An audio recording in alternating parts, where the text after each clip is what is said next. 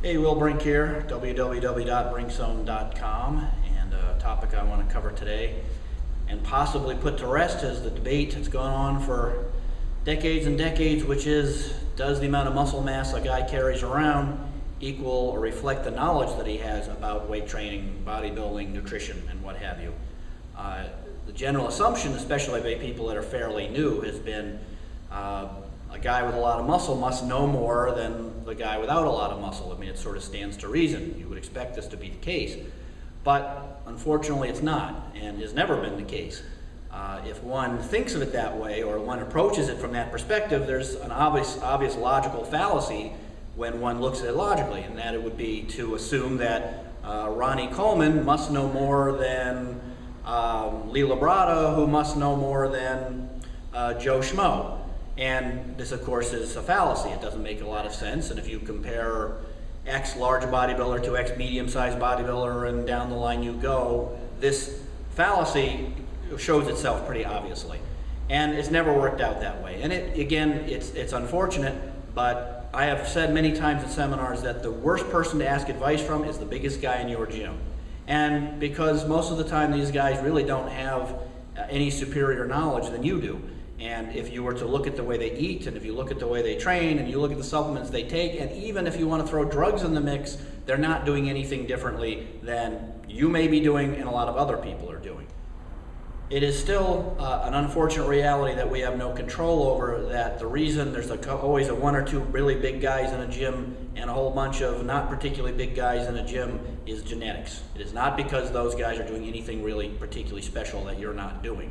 That doesn't mean that they may not have a lot more time under their belt. They obviously have access to, let's say, pharmaceuticals you may or may not have. But again, if you go look at my bio, I have done the nutrition, I have done the supplements, I have done the training, I have done the pre-contest prep, for example, for a number of professional bodybuilders, a whole bunch of amateur bodybuilders. I've also worked with Olympic level athletes and so on and so on, and I can tell you that I know what they do.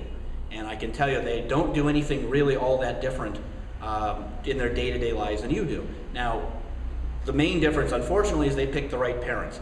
There's a great expression somebody had that I don't know who said it, but it's a great expression, which is if you had the genetics to be a pro bodybuilder, you'd know it already.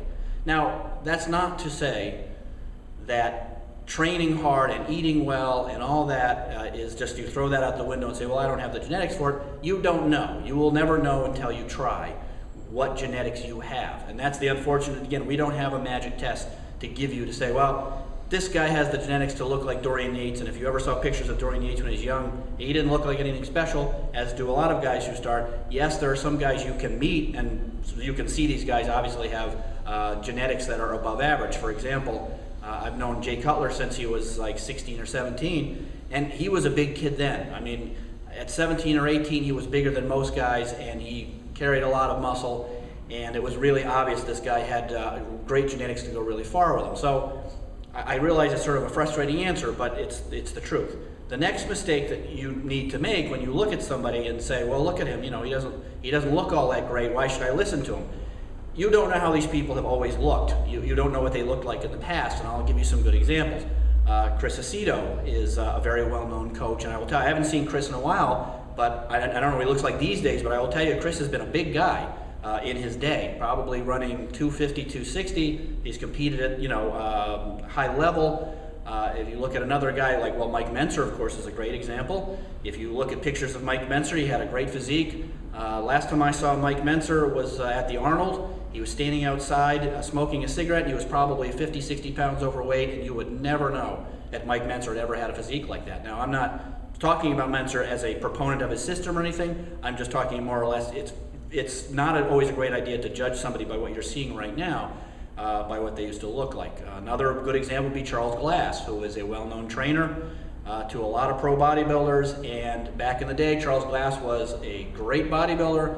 Go look him up on the internet. He was a national level guy. I believe he was a pro, and today he's he's not an old guy, but he's not a young man. He's smaller. You see him in sweatshirts. You would never know Charles Glass looked like he looked. And there's a whole bunch of guys I could continue to do that with. So you really can't make those judgments quickly.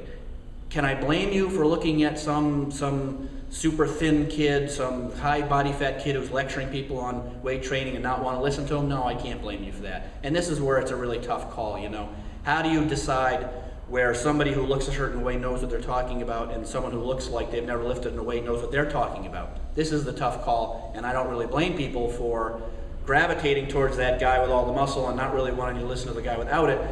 But the only universal thing I can say to you is that one promise I can make is the big pro bodybuilders, the big guys with all the muscles do not necessarily have superior knowledge to you, and some thin guy who's been working out a long time that doesn't look all that great does not necessarily have inferior knowledge to you.